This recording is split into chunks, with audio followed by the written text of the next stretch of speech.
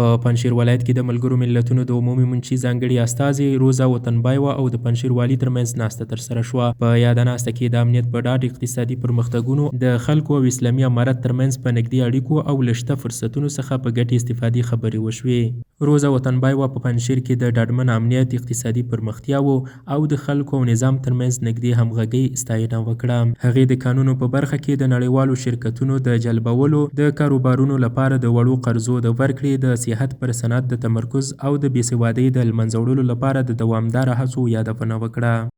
To Panjshir because it's really a very beautiful settings, very beautiful, and you are certainly will earn money in the future from tourism.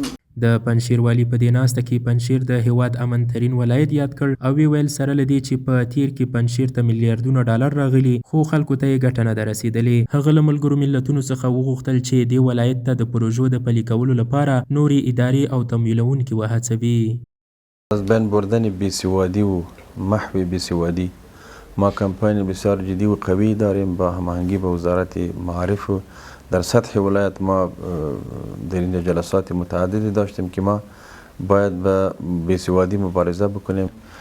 ما به سطح ولایت یک شفاخانه مرکزی ولایتی متاسفانه نداریم.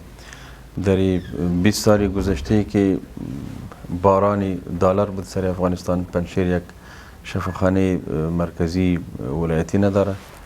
په دغه ناسته کې پر مخدره موادو د کرکلې د صفر کچې، د ښوونې او روزنې په برخه کې د اصلاحاتو، د موصلاتي لارو جوړولو او د ځایي صنعتونو د پیاوړتیا په برخو کې د ګډو همکاریو پر اړتیا ټینګار وشو.